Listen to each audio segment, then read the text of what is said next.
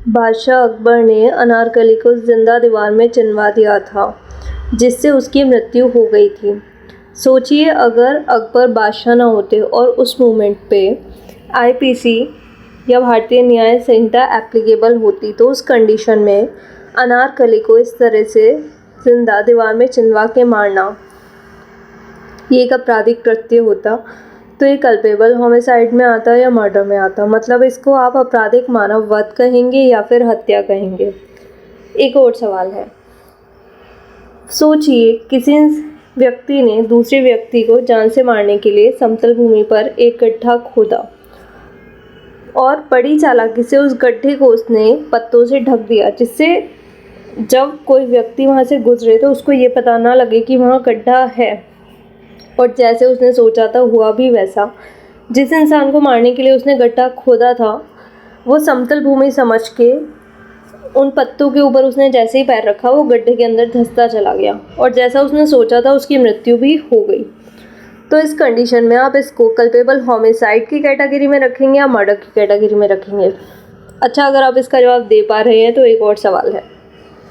सोचिए, आपने कुली को अपना लगेज दिया और आपको नहीं पता था कि आपके ट्रॉली बैग में एक लंबी कील निकली हुई है।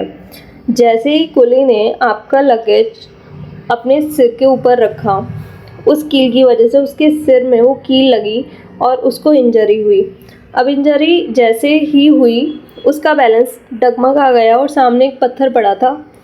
बैलेंस बिगड़ने की वजह से पत्थर के ऊपर कुली का सिर लगा और ज़्यादा ब्लड लॉस की वजह से उसकी फाइनली डेथ हो गई। इस कंडीशन में आप इसको कल्पेबल होमिसाइड कहेंगे, मर्डर कहेंगे, डेथ बाय नेग्लिजेंस कहेंगे या इनमें से कुछ भी नहीं कहेंगे?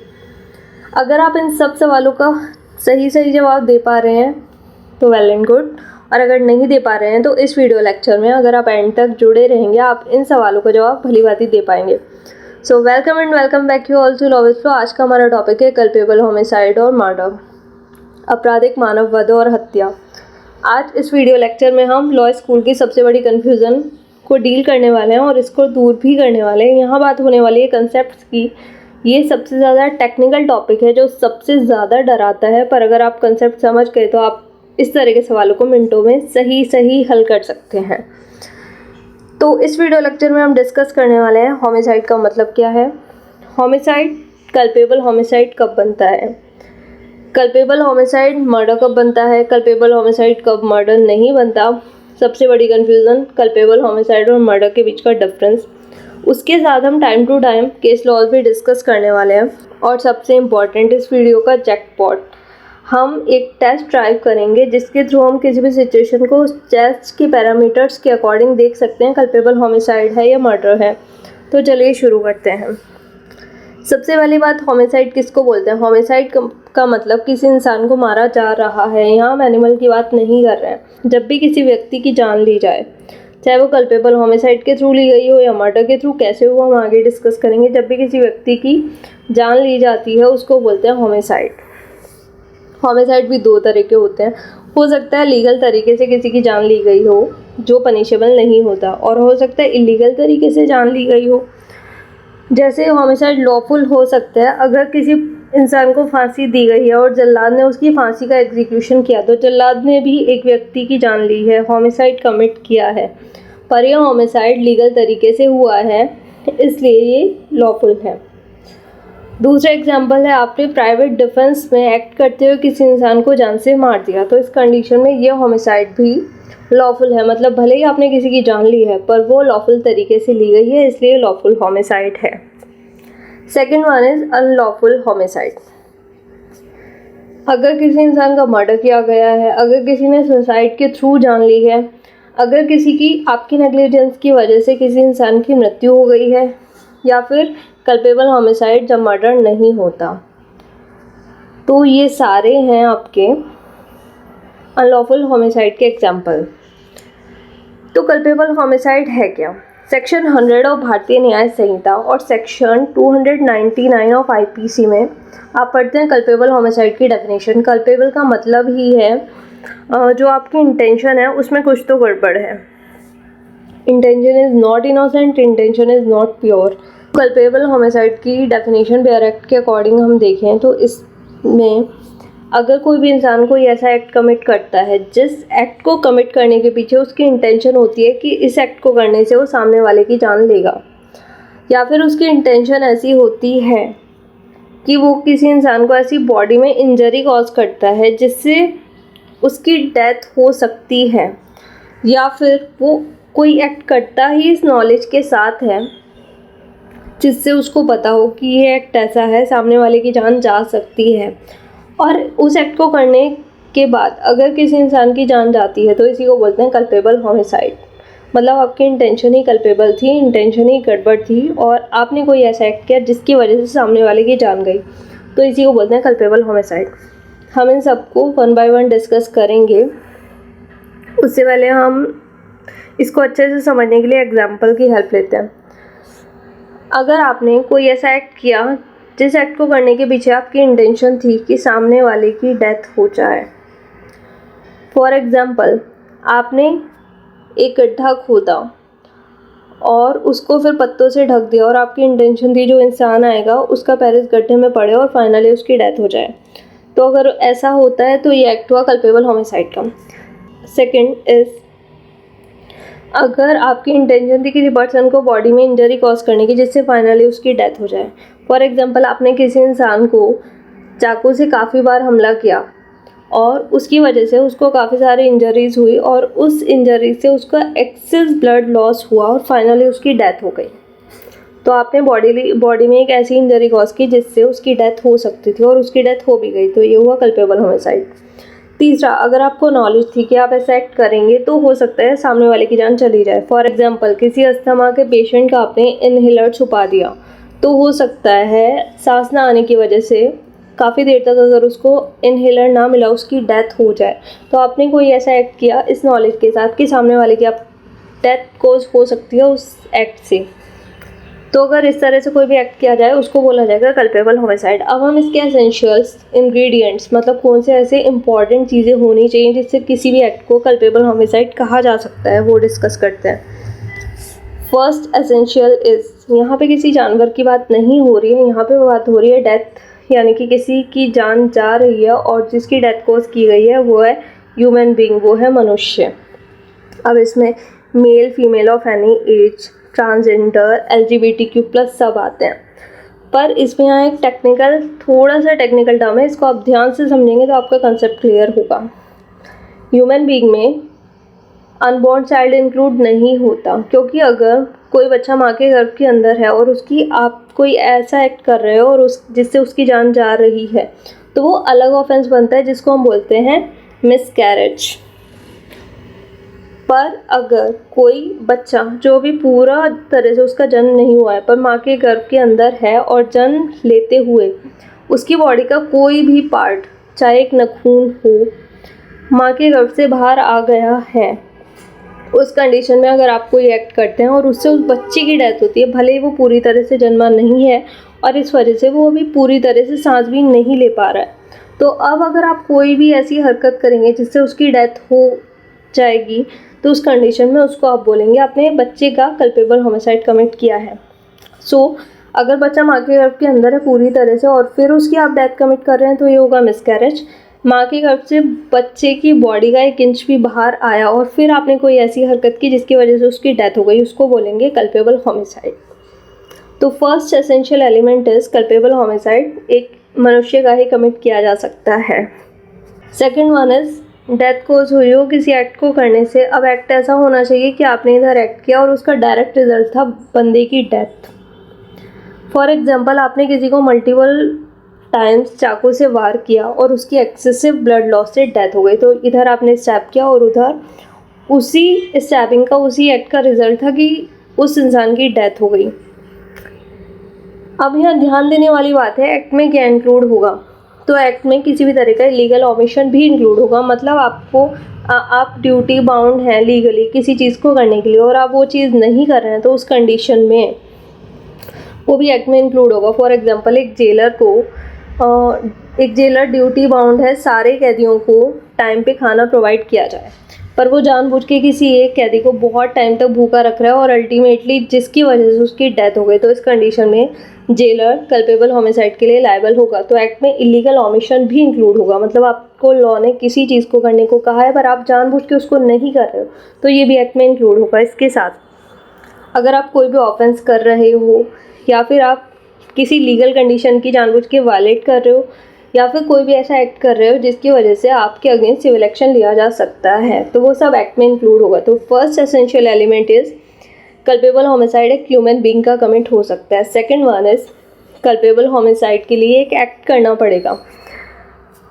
थर्ड वन इज एक्ट जो आपने किया है वो आपने किसी इंटेंशन से किया है। अब वो इंटेंशन आपकी थी सामने वाले की डेथ कॉज करने की। फॉर एग्जांपल आपने किसी लॉडेड गन से सामने वाले को शूट किया, अब उस इंसान की मृत्यु हो गई, तो आपने एक्ट ही उस इंटेंशन से किया कि सामने वाले को मारना है और वो मर गया, तो ये हुआ कल्पेबल होमिसाइड क्योंकि आपकी इंटेंशन ही थी और आपने एक्ट भी ऐसा किया। सेकेंड वन इज अगर किसी इंसान की जान चली गई है आपके हल्के से ब्लो से, आपने किसी को हल्का सा धक्का दिया या हल्का सा मुक्का मारा और सामने वाले की जान चली गई, अगर आप इसी तरह से किसी और इंसान को धक्का या मुक्का मारते जो ऑर्डिनरी फिट स्टेट में होता तो उसकी जान ना जाती, तो इस कंडीशन में यहाँ पे आपकी इंटेंशन प्रूव नहीं हो रही है, आपने नॉर्मली मारा, आपकी डेथ की इंटेंशन प्रूव नहीं हो रही है, तो ये कल्पेबल होमिसाइड नहीं होगा। पर अगर आपको पहले से पता था कि इस इंसान की हालत इतनी ख़राब है कि आप इसको हल्का सा भी मारेंगे तो इसकी जान चली जाएगी, तो इस कंडीशन में ये कल्पेबल होमिसाइड होगा क्योंकि यहाँ इंटेंशन शो हो रही है। सेकेंड वन इज आपने कोई एक्ट किया इस इंटेंशन के साथ कि सामने वाले को ऐसी बॉडी में इंजरी कॉज की जाए जिससे उसकी अल्टीमेटली डेथ हो जाए, तो इस तरह के एक्ट की वजह से अगर किसी की जान गई तो इसको बोलेंगे कल्पेबल होमिसाइड। फॉर एग्जांपल आपने इंटेंशनली किसी को चाकू से कई बार हमला किया और एक्सेसिव ब्लड लॉस की वजह से उसकी डेथ हो गई, तो इस कंडीशन में आप लायबल होंगे क्योंकि आपकी इंटेंशन थी और आपने उस इंटेंशन के साथ एक ऐसी इंजरी सामने वाले को कॉज की, एक ऐसी बॉडी में क्षति पहुँचाई जिससे उसकी डेथ हो गई, तो ये कल्पेबल होमिसाइड के लिए आप लायबल होंगे। अब सबसे इम्पॉर्टेंट ध्यान देने वाली बात यहाँ है, degree of criminality is more in an act done with intention to cause death and less in an act done to cause bodily injury likely to cause death. मतलब इसको हम ऐसे समझेंगे, आपने एक एक्ट किया इस इंटेंशन के साथ कि सामने वाले की डेथ हो जाए और हो भी गई, और दूसरे में आपने एक एक्ट किया इस इंटेंशन के साथ कि सामने वाले को बॉडीली इंजरी हो और फिर जिससे उसकी डेथ हो सकती है, तो फर्स्ट वाली जो कंडीशन है वो ज़्यादा क्रिमिनल है, ज़्यादा ग्रेव है और उसमें जो डिग्री ऑफ क्रिमिनलिटी होगी वो ज़्यादा होगी क्योंकि यहाँ आपकी एक्ट से डायरेक्ट डेथ हो रही है। सेकंड वाला जो है उसमें आपने एक एक्ट किया इंटेंशन के साथ कि सामने वाले को एक बॉडी में इंजरी कॉज करो, बॉडी में कोई क्षति पहुँचाओ और उससे उसकी डेथ हो सकती है और हो गई, तो ये यहाँ तो अल्टीमेटली डेथ हो रही है, यहाँ डेथ हो सकती है, तो इन दोनों में फ़र्क है। ये थोड़ा कम क्रिमिनल होगा, ये ज़्यादा क्रिमिनल लायबिलिटी आपकी इसमें ज़्यादा राइज होगी। इसको हम एक एग्जांपल की हेल्प से समझते हैं। आपने सामने वाले के स्कल को स्मैश किया, इस एक्ट को आपने इस इंटेंशन के साथ किया कि सामने वाले का स्कल को स्मैश किया जाए और उसके स्कल में इतनी सारी इंजरीज हो जाएँ जिससे अल्टीमेटली उसकी डेथ कॉज हो सकती है, तो ये थोड़ा कम ग्रेव होगा क्योंकि आपने एक एक्ट के इंटेंशन के साथ बॉडीली इंजरी कॉज करने के जिसमें अल्टीमेटली डेथ हो सकती है। सेकेंड वन इज़ आपने किसी इंसान को उसके वाइटल बॉडी पार्ट पे शूट किया और उससे अल्टीमेटली उसकी डेथ हो गई, मतलब आपने किसी को हार्ट में शूट किया जिससे चांसेस ज़्यादा है कि वो इंसान मर सकता है, तो इस कंडीशन में जो क्रिमिनल लायबिलिटी है वो थोड़ी ज़्यादा होगी और फर्स्ट वाले केस में जो क्रिमिनल लायबिलिटी है वो थोड़ी कम होगी, हालांकि ऑफेंस दोनों में अगर इंसान की डेथ हो गई। अब हमें कैसे पता लगेगा कि सामने वाले की इंटेंशन कल्पेबल थी या नहीं थी, तो सबसे पहले हम एक्यूज के एक्ट को देखेंगे, दूसरा हम देखेंगे उस एक्ट को करने के पीछे सिचुएशंस क्या थी, सर्कमस्टेंस उस टाइम पे क्या थे, तीसरा हम ये देखेंगे क्या उसको एक्ट करते हुए इतना पता था या इतना उसको आइडिया था कि इस एक्ट का रिजल्ट सामने वाले की डेथ होगी या नहीं। इससे हमें पता लगेगा एक्ट को करने के पीछे उसकी इंटेंशन थी या नहीं। और सबसे इम्पॉर्टेंट, ज़रूरी नहीं है कि आपने जिस इंसान को मारने का सोचा हो उस इंसान की डेथ कमिट हुई हो। फॉर एग्जांपल आपने गड्ढा खोदा किसी और इंसान के लिए और उसको पत्तों से ढक दिया और वहाँ से कोई और इंसान गुजर रहा था और वो उस गड्ढे में फंस गया और उसकी डेथ हो गई, तो इस कंडीशन में आप जो मरा है उसकी उसकी डेथ के लिए लायबल होंगे, उसके कल्पेबल होमिसाइड के लिए लायबल होंगे। ये ज़रूरी नहीं है जिसको आपने टारगेट बनाया था उसी इंसान की डेथ हुई हो आपको लायबल करने के लिए। नेक्स्ट वन इज़, आपने कोई एक्ट किया और उस एक्ट को करने के पीछे आपके पास पूरी नॉलेज थी कि आपको पता था इस एक्ट को करने से इस इंसान की डेथ हो सकती है। अब नॉलेज का मतलब यहाँ है आप कोई प्रोबेबिलिटी नहीं लगा रहे हैं, आप सर्टेन हो, आप फिक्स हो कि अगर मैं ऐसे करूँगा तो इस इंसान की डेथ हो जाएगी। फॉर एग्जांपल आपने किसी का इनहेलर छुपा दिया और वो उसको बहुत ज़्यादा अस्थमा है और आपको पता है अगर इसको 15 मिनट तक इनहेलर नहीं मिला, आप पूरे श्योर हो तो इस इंसान की डेथ हो ही जाएगी। और यहाँ पे नॉलेज की बात कर रहे हैं तो यहाँ पर्सनल नॉलेज ऑफ पर्सन की बात कर रहे हैं, जिस नॉलेज के साथ उसने एक पर्टिकुलर एक्ट को कमिट किया और उस एक्ट की वजह से सामने वाले की डेथ हो गई। फॉर एग्जाम्पल ए और बी दोनों ने अलग अलग बिना किसी सांठ-गांठ को किए सी को इंजरी कॉज की। अब ए ने भी उसके ऊपर कुछ वार किए जिसकी वजह से उसको ब्लड लॉस हुआ और उसके बाद बी आया, उसने भी सी के ऊपर कुछ वार किए जिसकी वजह से और ब्लड लॉस हुआ। दोनों की इंजरीज को मिला के जो ब्लड लॉस हुआ उससे सी की डेथ हो गई। तो इस कंडीशन में भले ही दोनों ने इंडिपेंडेंटली एक्ट किया था, दोनों को नॉलेज थी कि उनके एक्ट से सी की डेथ हो सकती है। अब किसी को इतना मारोगे तो उसकी डेथ हो ही जाएगी, तो यहाँ पे दोनों लायबल होंगे कल्पेबल होमिसाइड के लिए। अब यहाँ कुछ केस लॉज डिस्कस कर लेते हैं, evergreen case laws. First one is Jamaluddin case. यहाँ एक तांत्रिक ने बुरी आत्माओं से पीछा छुड़ाने के लिए एक लड़की को इतना मारा कि उसकी जान ही चली गई। तो यहाँ पर्सन को कल्पेबल होमिसाइड के लिए लायबल डिक्लेयर किया गया क्योंकि उसको ये चीज़ की नॉलेज थी कि अगर वो किसी इंसान को हद से ज़्यादा मारेगा तो उसका एक्ट ऐसा है जिससे उस इंसान की डेथ हो सकती है। तो यहाँ उसको नॉलेज के बेस पे कल्पेबल होमिसाइड के लिए लायबल डिक्लेयर किया गया। Second thing is gross negligence को भी हम नॉलेज कंसिडर करते हैं काफ़ी सारे केस में। ये आपका क्लियर होगा नेक्स्ट केस लॉ को डिस्कस करने के बाद। एग्जाम्पल, कांगला केस में एक इंसान ने दूसरे इंसान को लाठियों से इतना मारा कि उसकी जान चली गई। अब मारने के पीछे का रीज़न था कि उसको लगा सामने वाला भूत है। अब उसने अपने दिमाग का उपयोग नहीं किया और ये जानने की भी कोशिश नहीं की कि सामने वाला भी इंसान हो सकता है। तो इस कंडीशन में उसने भारी नेग्लिजेंस की। अब उसकी ग्रॉस नेग्लिजेंस की वजह से दूसरे इंसान को अपनी जान गंवानी पड़ी। उसको इतना तो पता ही होगा किसी को इतने बुरी तरह से मारोगे तो उसकी जान चली जाएगी। तो यहाँ पे उसकी जो ग्रॉस नेग्लिजेंस थी उसको ही नॉलेज कंसिडर किया गया और उसको उस इंसान की जान लेने के लिए कल्पेबल होमिसाइड कमिट करने के लिए लायबल डिक्लेयर किया गया।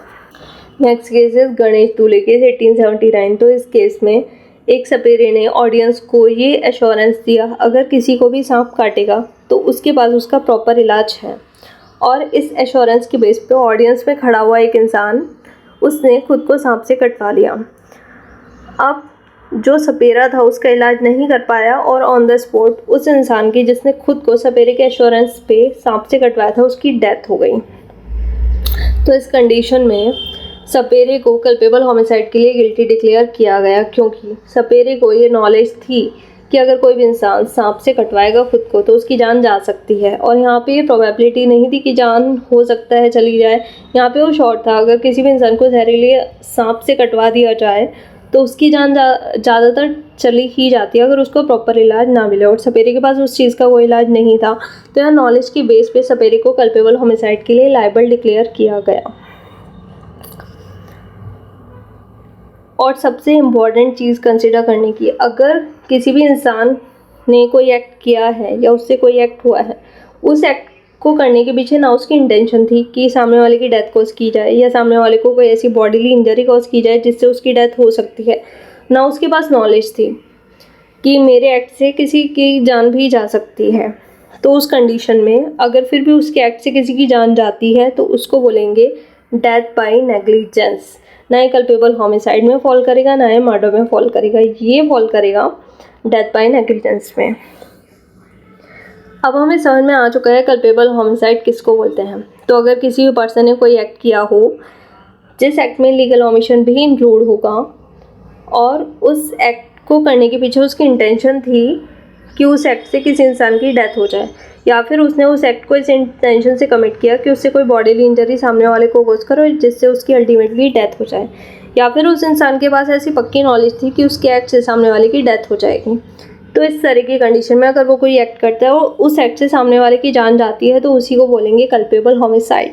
और ये किसका कर सकते हैं, होमिसाइड की बात हो रही है तो ये सिर्फ ह्यूमन बीइंग का कर सकते हैं। ह्यूमन बीइंग में कौन आएगा, सारे इंसान आएंगे, किसी भी एज के आएंगे, पर उसमें अनबॉर्न चाइल्ड नहीं आएगा, एक्सेप्ट अगर अनबॉर्न चाइल्ड का कोई भी बॉडी पार्ट माँ के गर्भ से थोड़ा सा भी बाहर आ रहा हो और फिर आपके किसी एक्ट की वजह से उसकी डेथ हुई हो। और अगर इंटेंशन और नॉलेज दोनों एब्सेंट हैं तो उस कंडीशन में क्या होगा, डेथ बाय नेग्लिजेंस। और कई केसेस में आपकी ग्रॉस नेग्लिजेंस को भी नॉलेज कंसीडर किया जाता है। तो अब हमें कल्पेबल होमिसाइड क्लियर हो गया। अब हम बात करते हैं कल्पेबल होमिसाइड मर्डर कब होगा। So according to section 101 of Bharatiya Nyaya संहिता, और इससे पहले ये था सेक्शन नंबर 300 ऑफ IPC, इसमें हमें कंडीशंस दी हुई हैं कल्पेबल होमिसाइड मर्डर कब कंसीडर होगा। सो फर्स्ट वन इज़, अगर आपने कोई एक्ट किया हो और उस एक्ट को आपने इस इंटेंशन के साथ किया कि सामने वाले की डेथ कोज करनी है, तो उस कंडीशन में अगर उस एक्ट से सामने वाले की जान गई है तो मर्डर कमिट किया गया है, मर्डर कंसीडर होगा। अब एक्ट में आप सबको पता है लीगल ओमिशन भी इंक्लूड होगा। अब आपको ये कल्पेबल होमिसाइड में जो हमने फर्स्ट वन डिस्कस किया था उसके जैसा ही लग रहा होगा, डिफरेंस आपको बाद में समझ में आएगा। तो फर्स्ट वन इज़, अगर आपकी इंटेंशनल एक्ट की वजह से किसी की जान गई है तो तब कल्पेबल होमिसाइड मर्डर कंसीडर होगा। अब इसमें केस लॉ डिस्कस करते हैं। अरवेंकोलू 1956 का केस है। इस केस में एक इंसान ने दूसरे इंसान के कॉटेज में आग लगा दी और आग लगाने के साथ साथ कॉटेज को बाहर से लॉक भी कर दिया, जिससे अगर उसकी चीख सुन के कोई आए तो कोई भी बाहर से कॉटेज का दरवाज़ा खोल ना सके और कोई भी चांस ना बचे कि इस इंसान की जान बचाई जा सके। तो इस कंडीशन में जो एक्यूज था जिसने आग लगाई थी उसको मर्डर के लिए लायबल डिक्लेयर किया गया। तो यहाँ पे उसने एक ऐसा एक्ट किया, इंटेंशन के साथ एक एक्ट किया जिससे उसकी डेथ हो गई। अब कल्पेबल होमिसाइड में भी यही था कि इंटेंशन के साथ एक एक्ट किया जिससे उसकी डेथ हो गई, पर वहाँ इंटेंशन के साथ एक ऐसा एक्ट किया गया था जिससे डेथ हो भी सकती है और नहीं भी हो सकती। फॉर एग्जाम्पल, आपने गड्ढे को पत्तों से ढक दिया था, हो सकता है जो इंसान जिसकी आपको डेथ कोज करनी है वो इधर से आने की जगह इधर से आए, थोड़ा साइड से आए और गड्ढे में उसका पैर पड़े ही ना और उसकी डेथ कमिट ना हो। पर यहाँ क्या हुआ, आपने इंटेंशन से एक ऐसा एक्ट किया जिसके अगेंस्ट वो एक्ट किया गया है उसके बचने की कोई चांस ही नहीं है। आपने पहले कॉटेज में आग लगाई, उसके बाद उस कॉटेज के दरवाजे को बाहर से लॉक कर दिया जिससे किसी भी तरह से उसको बचाने की कंडीशन रहे ही ना, वो इंसान बच ही ना पाए। तो कल्पेबल होमिसाइड ज़्यादा ग्रेव नहीं था, ज़्यादा क्रिमिनल एक्ट नहीं था, पर ये मर्डर में जो आपने इंटेंशनल एक्ट किया है ये बहुत ख़तरनाक था और इस तरह का था कि सामने वाले की डेथ कोज हो ही जाए। तो कल्पेबल होमिसाइड में थोड़ा कम क्रिमिनल एक्ट होता है और ये जो मर्डर है उसमें बहुत ज़्यादा क्रिमिनल इंटेंसिटी बहुत ज़्यादा होती है किसी भी एक्ट की। सेकेंड एग्जांपल से आपके कन्फ्यूज़न और क्लियर हो जाएगा। अगर किसी इंसान को हमने बहुत ही डेलिकेट बॉडी पार्ट पे स्टैब किया, जैसे कि किसी को हार्ट पे स्टैब किया और फिर उससे उसकी जान चली गई, या फिर उससे उसको ऐसी कोई डिजीज़ या इन्फेक्शन हुआ कि उससे उसकी जान चली गई, तो ये मर्डर होगा क्योंकि आपकी इंटेंशन दिख रही है बहुत ज़्यादा क्रिमिनल थी। वाइटल बॉडी पार्ट पे किसी को स्टैब करोगे तो उसके बचने के चांसेस बहुत कम रह जाएंगे। पर उसी के साथ अगर आपने किसी को नॉन वाइटल बॉडी पार्ट पे स्टैब किया, मतलब आपने किसी को पैर पे चाकू मार दिया, हाथ पे चाकू मार दिया और फिर उस इंसान की एक्सेस ब्लड लॉस की वजह से डेथ हो गई, या फिर कोई ऐसा उसको बीमारी हो गई, या फिर कोई ऐसा घाव बन गया, इन्फेक्शन हो गया, उसकी वजह से उसकी डेथ हो गई, तो अब ये कल्पेबल होमिसाइड होगा पर मर्डर नहीं होगा क्योंकि इंटेंशन आपकी यहाँ भी थी, एक इंटेंशनली आपने एक्ट किया जिससे उसकी डेथ हुई। यहाँ भी इंटेंशनली आपने एक्ट किया और जिससे उस इंसान की डेथ हो गई। पर यहाँ जो आपने एक्ट किया, यहाँ पे आपका एक्ट था वाइटल बॉडी पार्ट पे दूसरे को हिट करना, जहाँ पे उसके बचने के चांसेस बहुत कम रह जाएं, और यहाँ आपका एक्ट था नॉन वाइटल बॉडी पार्ट पे एक इंसान को हिट करना जहाँ पे वो मर सकता है पर बचने के चांसेस भी हैं। तो ये ज़्यादा क्रिमिनल हुआ और ये थोड़ा कम क्रिमिनल हुआ। तो कल्पेबल होमिसाइड और मर्डर में सबसे पहला डिफरेंस यही है, मर्डर में जो एक्ट किया गया वो ज़्यादा खतरनाक और ज़्यादा क्रिमिनल इंटेंसिटी का होता है, और कल्पेबल होमिसाइड में जो एक्ट किया जाए वो मर्डर के कंपैरिजन में थोड़ा कम ग्रेव और थोड़ा कम इंटेंस होता है। सेकेंड वन इज, अगर डेथ किसी ऐसे एक्ट से हुई है जिस एक्ट को किया गया था एक इंटेंशन के साथ कि इस इंसान को बॉडी में ऐसी इंजरी कॉज करनी है और उस इंजरी को कॉज करने के पीछे आपकी नॉलेज भी थी कि अगर मैं ऐसी इंजरी कॉज करूँगा तो इसकी डेथ हो सकती है, तो इस कंडीशन में इसको बोला जाएगा आपने मर्डर कमिट किया है। एग्जाम्पल की हेल्प से समझते हैं। अगर आपको पता है कि एक इंसान की हालत बहुत ख़राब है और अगर आप उसको हल्का सा भी पुश भी करेंगे तो उसकी जान जा सकती है, पर अगर उसकी जगह किसी एक फिट इंसान को इतना हल्का धक्का देंगे उसकी जान नहीं जाएगी। तो इस कंडीशन में आपको पता है आप एक ऐसी बॉडीली इंजरी कॉज कर रहे हो दूसरे इंसान को धक्का देके, और आपको उसके साथ नॉलेज है कि इस इंसान की हालत ठीक नहीं है, इतना सा धक्का इसको मारने के लिए काफ़ी होगा, और उस धक्के की वजह से अगर उसकी जान चली जाती है तो इस कंडीशन में आपने मर्डर कमिट किया है। तो यहाँ आपने इस तरह का एक्ट करने के बाद उस इंसान की अगर जान गई है तो आपने मर्डर कमिट किया है। और यहाँ पे नॉलेज का मतलब है सर्टेनिटी, ये प्रोबेबिलिटी के ऊपर डील नहीं करता कि उसकी जान जा भी सकती है नहीं, पर आपकी नॉलेज ऐसी पुख्ता होनी चाहिए कि आपको पता है इसको हल्का सा धक्का मारेंगे मर जाएगा। फॉर एग्जांपल किसी इंसान की बहुत हालत ख़राब है और डॉक्टर ने बोला है इसको ऑलरेडी हार्ट अटैक आया है, आप इसके आगे कोई भी शॉकिंग न्यूज़ नहीं बताएंगे, नहीं तो इसकी जान जा सकती है, और आपने जानबूझ के उसके सामने सबसे खतरनाक सबसे ज़्यादा शॉकिंग न्यूज़ जाके उसको सुना दी जिसकी वजह से उसकी डेथ हो गई, तो अब इस कंडीशन में आप मर्डर के लिए लायबल होंगे। चलिए केस लॉज डिस्कस करते हैं। First one is Gauri Shankar, 1918 का केस है। एक 9 साल के बच्चे को आर्सेनिक दिया गया जिससे उसके पिता किसी पर्सन के against as a witness court में ना जाए। तो इस कंडीशन में अगर 9 साल के बच्चे को आर्सेनिक दोगे तो उसके बचने के चांस वैसे भी नहीं है। आपने उस इंसान को बॉडीली इंजरी कॉज किया आर्सेनिक के थ्रू, और आपको नॉलेज थी अगर इसको आर्सेनिक दिया जाएगा तो इसकी जान चली जाएगी। तो इस कंडीशन में पर्सन को मर्डर के लिए हेल्ड किया गया, मर्डर के लिए लायबल हेल्ड किया गया। सेकेंड केस इज करू Malik versus state of Bihar, 2001 का केस है। इसमें एक छुरे से डिसीज़ को उसके चेस्ट पे वार किया गया और जब उसने भागने की कोशिश की तो जो एक्यूज था उसने उसके हेयर को पुल किया और उसके एब्डोमेन रीजन में भी, और छुरे से 2-3 वार किए और फाइनली उसकी डेथ हो गई। तो इस कंडीशन में एक्यूज को मर्डर के लिए लायबल डिक्लेयर किया गया। Third one is injury sufficient in ordinary course of nature to cause death. अगर आपने कोई भी ऐसा एक्ट किया और उस एक्ट से ऐसी इंजरी की कि सामान्य तौर पे किसी भी इंसान को इंजरी कॉज करोगे तो वो मर ही जाएगा, वो एक्ट से जो इंजरी है वो इतनी खतरनाक है कि किसी भी इंसान को इंजरी होगी तो उसकी डेथ होना निश्चित है। अगर डेथ की प्रोबेबिलिटी बहुत हाई है तो इस कंडीशन में इस क्लोज के अंडर कल्पेबल होमिसाइड मर्डर होगा।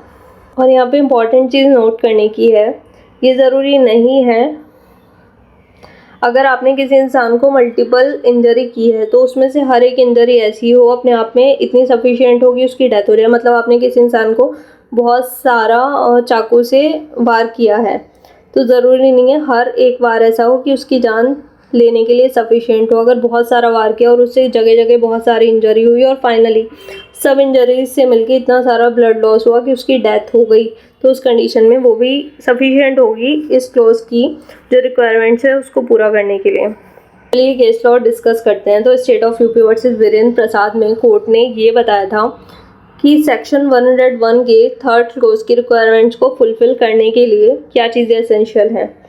फर्स्ट वन इज जो इंजरी है वो इंटेंशनल होनी चाहिए। दूसरा, इंजरी ऐसी होनी चाहिए सफिशिएंट हो ऑर्डिनरी कोर्स ऑफ नेचर में कि किसी पर्सन की डेथ को कॉज कर पाए। तो आपने कल्पेबल होमिसाइड की डेफिनेशन में देखा था एक ऐसी इंटेंशनली एक्ट किया गया और उस एक्ट से बॉडीली इंजरी हुई और इंसान की डेथ हुई। अब यहाँ मर्डर के क्लॉज में भी यही आ रहा है, इंटेंशनल एक एक्ट किया गया उससे बॉडीली इंजरी हुई और इंसान की डेथ हो गई। तो दोनों में डिफरेंस है क्या, तो चलिए डिस्कस करते हैं। जो फर्स्ट वन है कल्पेबल होमिसाइड में इंजरी इस तरह की थी जिससे इंसान की डेथ हो सकती है, पर मर्डर के क्लॉज में बॉडी इंजरी इस तरह की है जिससे सफिशिएंट है वो ऑर्डिनरी कोर्स ऑफ नेचर में कि उससे डेथ होगी ही होगी किसी भी इंसान के साथ, अगर वो चीज़ हो तो यहाँ पे थोड़ी सी क्रिमिनल लायबिलिटी कम होगी क्योंकि एक्ट इतना ग्रेव नहीं है, बचने के चांसेस थोड़े हैं क्योंकि उससे डेथ हो सकती है। बट यहाँ एक्ट ऐसा है जिससे डेथ होगी ही होगी तो क्रिमिनल लायबिलिटी ज़्यादा होगी। तो अगर हम सेक्शन 299 बी की बात करें या फिर सेक्शन नंबर 100 बी की बात करें BNS में या फिर IPC में इस सेक्शन की बात करें तो यहाँ इंजरी इस तरह की थी जिससे डेथ हो सकती है। बट 303 की बात करें यानी कि IPC में सेक्शन 303 या फिर BNS में सेक्शन 113 की बात करें तो यहाँ इंजरी इस तरह की है जो अपने आप में इतनी सफिशिएंट है कि ऑर्डिनरी कोर्स ऑफ नेचर में किसी के साथ भी वो इंजरी होगी तो उसकी डेथ ही होगी। तो यहाँ पे जो डिग्री ऑफ क्रिमिनलिटी है वो थोड़ी हाई है, प्रोबेबिलिटी डेथ की ज़्यादा हाई है, यहाँ प्रोबेबिलिटी डेथ की थोड़ी कम है। केस लॉ से ये और क्लियर हो जाएगा। रजवंत सिंह 1966 का केस है। इसमें जो एक्यूज है उसने डिसीज के माउथ को प्लास्टर से कवर कर दिया, एडहेसिव प्लास्टर से, और फिर उसके बाद ऊपर से एक रुमाल भी बांध दिया। उसकी जो नॉस्ट्रल्स थी मतलब नाक के छेद थे उनमें कॉटन की जो बॉल थी वो डाल दी क्लोरोफॉर्म में भिगा के, उसके हाथ पैर बांध दिए और फिर उसके बाद उसको एक शैलो ड्रेन में डाल दिया और उसके शर्ट को ही उसके सिर के नीचे तकिए की तरह रख दिया। मतलब आप सोच सकते हैं उसका कितना बुरा हाल किया। तो इसमें बचने के चांसेस कितने कम होंगे। अगर किसी भी इंसान के साथ इतना कुछ किया जाएगा तो ज़्यादातर चांसेस हैं कि वो मर ही जाएगा। ये इंजरी सफिशिएंट थी ऑर्डिनरी कोर्स ऑफ नेचर में, किसी भी इंसान के साथ ऐसा किया जाए तो उसकी डेथ हो ही जाएगी। तो यहाँ पे मर्डर कमिट किया गया है। Next cases NJ Khan 1921। इसमें A ने D को मारा और उसके लिए उसने उसके सिर के ऊपर एक वार किया एक लंबे बैम्बू से। अब ये बैम्बू से अगर आप किसी को मारेंगे तो वो बैम्बू इतना खतरनाक नहीं होता, पर मारने के लिए जो फोर्स यूज़ की गई वो इतनी खतरनाक थी कि बहुत ज़ोर से उसके सिर पे मारा गया कि किसी भी तरह से उसका बचना मुश्किल था। तो इसमें भले ही जो वेपन था वो इतना खतरनाक नहीं था, उसने किसी चाकू से या किसी लोहे की चीज़ से वार नहीं किया, एक बैम्बू के लंबे लट्ठे से वार किया, पर वो इतनी खतरनाक थी जो फोर्स यूज़ की गई। तो इसकी वजह से इंटेंशन क्लियर शो हो रही है। यहाँ पे आपने एक ऐसी इंजरी कॉज की जिसमें उसका बचना मुश्किल था, यानी कि इंजरी सफिशिएंट थी ऑर्डिनरी कोर्स ऑफ नेचर में डेथ कमिट करने के लिए। तो इस वजह से यहाँ भले ही वेपन फैटल नहीं था, पर्सन को मर्डर के लिए लायबल डिक्लेयर किया गया। नेक्स्ट वन इज, अगर कोई भी एक्ट किया गया हो इस नॉलेज के साथ कि वो एक्ट आपका इतना खतरनाक है कि हर हाल में वो एक्ट किसी के साथ किया जाए तो उसकी डेथ ही होगी, या फिर उस एक्ट से ऐसी बॉडीली इंजरी कॉज की जाएगी जिससे फाइनली वो इंसान बच ही नहीं सकता, उसकी डेथ ही कमिट होगी, तो इस कंडीशन में भी वो मर्डर होगा। And the act has been committed without any excuse. Excuse का मतलब है यहाँ पे बिना किसी वैलिड रीज़न के, बिना किसी लॉफुल रीज़न के आपने वो एक्ट कमिट किया हो। और मर्डर का ये फोर्थ क्लोज ऐसा है जिसमें आपको इंटेंशन गिल्टी है या नहीं है कुछ भी एस्टैब्लिश करने की ज़रूरत नहीं है, बस एक्ट इतना डेंजर होना चाहिए किसी भी इंसान के साथ करोगे वो मर ही जाएगा। फॉर एग्जांपल, आपने किसी इंसान के गले को चाकू से रेत दिया पूरा, तो चांसेस बचने के बहुत कम होंगे। किसी भी इंसान के गले को बहुत खतरनाक तरीके से चाकू से रेता जाएगा तो उसके मरने के चांसेस ज़्यादा होंगे। तो यहाँ अगर इंसान मरता है तो ये मर्डर में फॉल करेगा। आप भीड़ में एक लॉडेड गन से फायर कर रहे हो तो चांसेस है किसी ना किसी को भीड़ में वो गन से जो भी गोली निकलेगी वो किसी ना किसी को मारेगी, किसी ना किसी की जान जाएगी ही जाएगी। तो इस कंडीशन में पर्सन मर्डर के लिए लायबल होगा। तो कल्पेबल होमिसाइड मर्डर कब होगा? अगर आपने कोई एक्ट किया, आपकी इंटेंशन थी उस एक्ट से किसी की डेथ कॉज करने की, या फिर आपको पता था आपका जो एक्ट है उससे बॉडीली इंजरी कॉज ऐसी होगी कि उस बॉडीली इंजरी से सामने वाले की डेथ होगी, या फिर आपको पता है आपका एक्ट ऐसा है जिससे ऑर्डिनरी कोर्स ऑफ नेचर में किसी की डेथ हो सकती है, या फिर आपका एक्ट ऐसा है जो इतना डेंजरस है कि वो हर हाल में किसी भी इंसान के साथ वो किया जाए तो उसकी डेथ होगी ही होगी। तो इस सब कंडीशन में अगर किसी की डेथ कोज होती है तो उसको बोलेंगे हम कि कल्पेबल होमिसाइड मर्डर है। Buddhilal versus state of Uttarakhand 2009 का केस है। यहाँ पे हम नॉलेज की बात करें तो इसमें कहा गया था नॉलेज का मतलब है हाईएस्ट डिग्री ऑफ प्रोबेबिलिटी, यानी कि सर्टेनिटी। आपको पता होना चाहिए कि ऐसा एक्ट करोगे तो उसकी डेथ होगी ही होगी। As if causing the death of a person by burning him with kerosene oil, किसी इंसान के ऊपर आप मिट्टी का तेल छिड़क के आग लगा दो तो आपको पता है उस इंसान के बचने के चांसेस बहुत कम होंगे। तो इस कंडीशन में आपकी नॉलेज को कहा जाएगा, आपको नॉलेज थी, आप पूरे श्योर थे, आप पूरे सर्टेन थे कि इस एक्ट को करने से उस इंसान की डेथ होगी ही होगी। अब हम देखते हैं कल्पेबल होमिसाइड मर्डर कब नहीं होगा।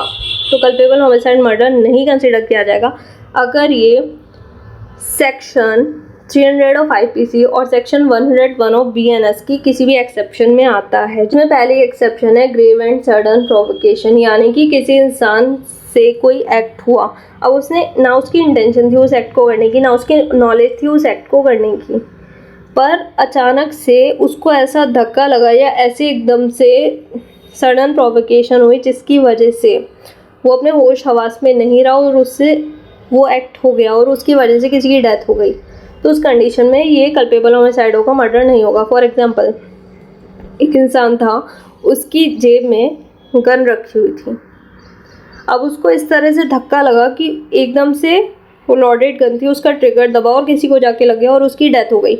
अब उस मोमेंट पे ना उसकी इंटेंशन थी किसी को मारने की, ना नॉलेज थी, पर एकदम से झटका ही ऐसा लगा, ना चाहते हुए भी वो एक्ट हो गया और सामने वाले की डेथ कमिट हो गई। तो इस कंडीशन में कल्पेबल होमिसाइड होगा बट मर्डर नहीं होगा। अब जो प्रोवोकेशन है जिसका आप डिफेंस ले रहे हो वो इतनी ग्रेव या सडन थी, इतनी खतरनाक थी कि आपको संभलने का ही मौका नहीं मिला। ये क्वेश्चन ऑफ फैक्ट है और हर केस के सर्कमस्टेंसेस के बेस पे डिसाइड किया जाएगा। तो एक टेस्ट है जिससे हम ये देखेंगे कि जो प्रोवोकेशन थी वो इतनी ग्रेव या सडन थी या नहीं। तो पहले हम किसी भी रीजनेबल मैन को, किसी भी ऑर्डिनरी मैन को सिचुएशन में डाल के देखेंगे और फिर ये चेक करेंगे एक्यूज ने जिस सिचुएशन में एक्ट किया अगर उसकी जगह कोई और इंसान होता तो क्या वो इतनी प्रोवोकेशन से अपना सेल्फ कंट्रोल खोता और उससे ये क्राइम जो भी है कमिट होता। दूसरा हम देखेंगे जो विक्टिम है जिसके अगेंस्ट वो एक्ट कमिट हुआ है उसका पहला एक्ट कैसा था, क्या उसने पहले भी एक्यूज को इतना परेशान कर दिया था कि अब उसने ग्रेव और सडन प्रोवोकेशन का बहाना लेके विक्टिम को मारना ही सही समझा, या फिर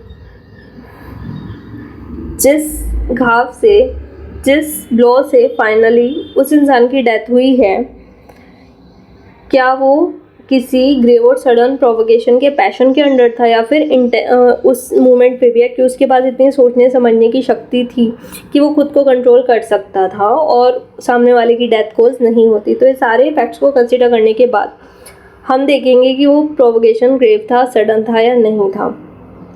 और सबसे इम्पॉर्टेंट चीज़, ये जो प्रोवोकेशन था ये एक्ट से हुआ था या किसी के वर्ड से हुआ था, मतलब किसी ने किसी को इतना उकसा दिया, इतना गुस्सा दिला दिया कि वो अपना सेल्फ कंट्रोल ही खो गया सिर्फ बात से, या फिर किसी ने कोई ऐसा एक्ट किया जिससे उसका आपा खो गया और उसने सामने वाले को अपना जो सेल्फ कंट्रोल था खोने के बाद उसकी जान ले ली। State of UP versus Lakshmi 1998 का केस, इसमें हस्बैंड ने अपनी वाइफ को किसी और इंसान के साथ ऑब्जेक्शनेबल कंडीशन में देखा था जिसकी वजह से हस्बैंड ने अपना आपा खो दिया, सेल्फ कंट्रोल खो दिया और अपनी वाइफ को और उस इंसान को वहीं पे शूट करके मार दिया।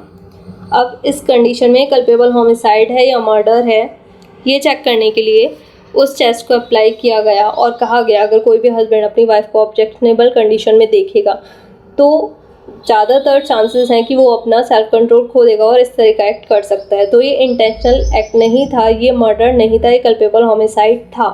और इसके लिए ज़रूरी नहीं है कि हस्बैंड हो शॉर्ट टेम्पर हो, अगर बहुत सूदिंग और कूल डाउन नेचर वाला हस्बैंड है वो भी इससे under influence of grave and sudden provocation passion में आके किसी की डेथ कॉज कर सकता है। तो इसको कल्पेबल होमिसाइड कंसिडर किया गया था, मर्डर कंसिडर नहीं किया गया था क्योंकि ये सेक्शन 101 के फर्स्ट एक्सेप्शन में सडन एंड ग्रेव प्रोवोकेशन के एक्सेप्शन में आता है। जमालुद्दीन केस 1955, इस केस में कहा गया था हस्बैंड सन या ब्रदर अपनी वाइफ, मदर या सिस्टर को अगर ऑब्जेक्शनेबल कंडीशन में देखेंगे किसी स्ट्रेंजर के साथ तो उस कंडीशन में अगर उन्होंने सडन और ग्रेव प्रोवोकेशन के इन्फ्लुएंस में आके किसी पर्सन की डेथ कॉज कर दी तो उस कंडीशन में वो कल्पेबल होमिसाइड होगा, मर्डर नहीं होगा। पर ये सडन और ग्रेव प्रोवोकेशन का जो एक्सेप्शन है ये कज़न्स के ऊपर अप्लाई नहीं होता क्योंकि वाइफ, मदर और सिस्टर कजन्स के केयर और प्रोटेक्शन में नहीं रहती हैं। और सडन प्रोवोकेशन के भी कुछ एक्सेप्शन है, जिसमें फर्स्ट वन इज जो प्रोवोकेशन है ये देखा जाएगा कि वो जानबूझ के अपनी डिफेंस के लिए खुद कॉज नहीं की हो ऑफेंडर ने। सेकेंड वन इज प्रोवोकेशन किसी भी लॉफुल कंडीशन को अब्लाइक करने से नहीं आई हो, मतलब अगर किसी पुलिस वाले ने किसी इंसान को अरेस्ट करने की कोशिश की और वो डिफेंस लेने लगे एक्यूज पर्सन कि उसको इतना ज़्यादा गुस्सा आ गया, वो सडन और ग्रेव प्रोवोकेशन में था कि पुलिस वाले ने उसको हाथ लगाने की हिम्मत कैसे की और उसने पुलिस वाले की जान ले ली, तो ये सडन और ग्रेव प्रोवोकेशन का एक्सक्यूज़ नहीं होगा, ये मर्डर ही होगा। Third one is that the provocation is not given by anything done in lawful exercise of private defense। अगर प्राइवेट डिफेंस में कोई पर्सन एक्ट कर रहा है किसी पर्सन के अगेंस्ट और जिस पर्सन के अगेंस्ट प्राइवेट डिफेंस में एक्ट किया जा रहा है वो अगर सडन और ग्रेव प्रोवोकेशन का एक्सेप्शन देने लगे तो उसके ऊपर भी अप्लाई नहीं होगा।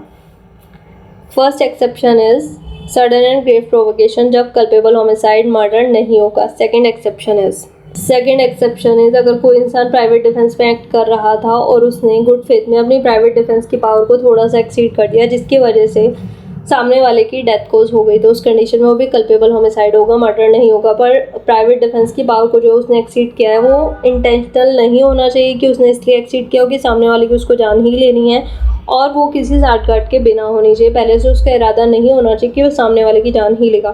फॉर एग्जाम्पल आप प्राइवेट डिफेंस में एक्ट कर रहे हो और प्राइवेट डिफेंस में आप किसी की जान भी ले सकते हो, पर उस मोमेंट पे इतनी ज़रूरत नहीं थी कि आप उस सामने वाले की जान ले लो।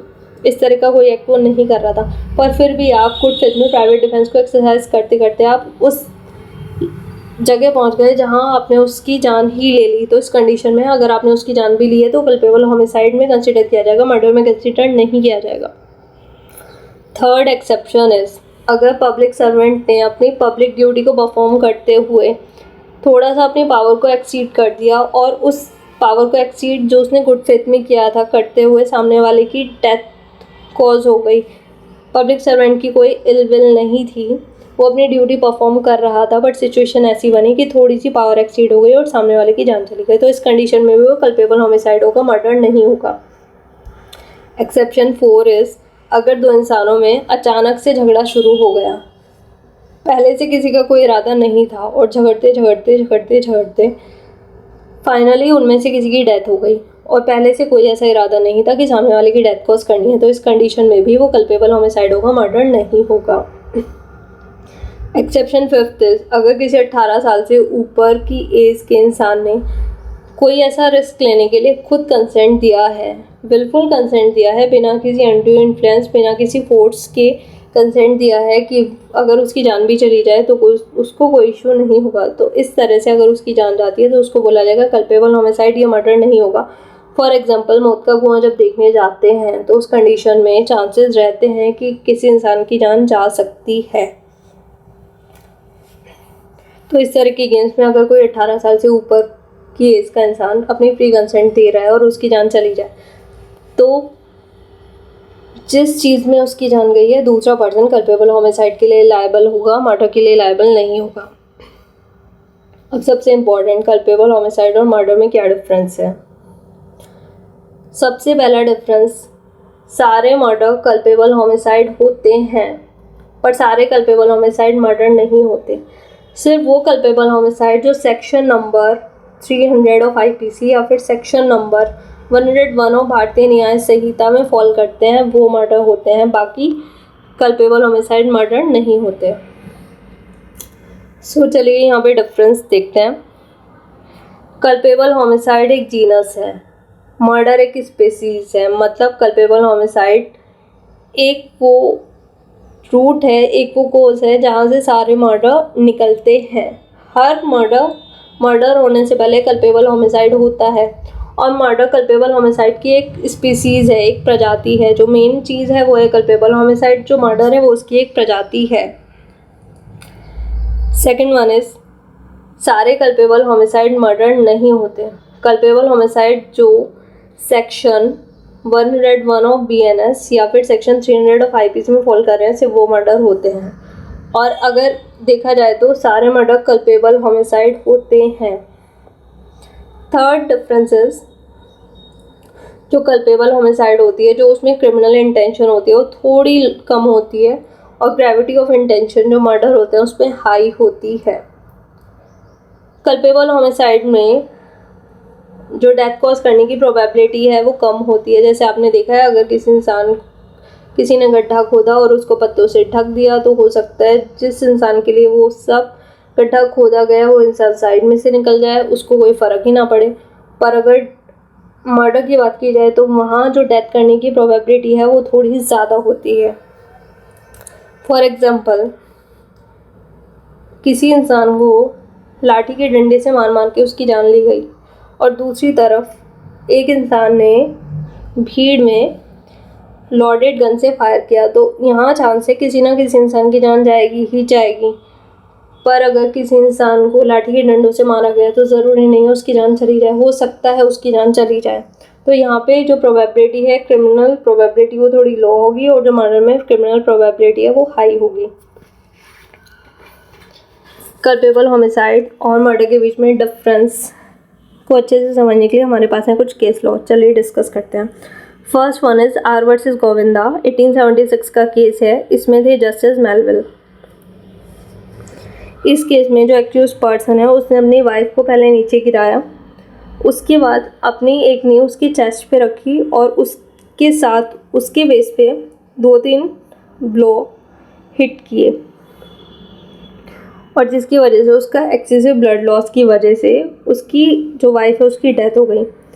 यहाँ पे हेल्ड किया गया, हस्बैंड की कोई इंटेंशन नहीं थी उसकी डेथ कॉज करने की और जो उसने ब्लो किया था वो किसी भी ऑर्डिनरी इंसान के लिए सफिशिएंट नहीं था। अगर उसको इतना मारा जाए उसकी डेथ हो जाए तो इस कंडीशन में कल्पेबल होमिसाइड था, ये मर्डर नहीं था। तो हम देखते हैं इस टेस्ट का हम प्रैक्टिकली यूज़ कैसे करेंगे। फर्स्ट वन इज, पहले हम देखेंगे कि एक्यूज की किसी एक्ट की वजह से डेथ कमिट हुई है। अगर हाँ है तो हम सेकंड क्वेश्चन पे चलेंगे।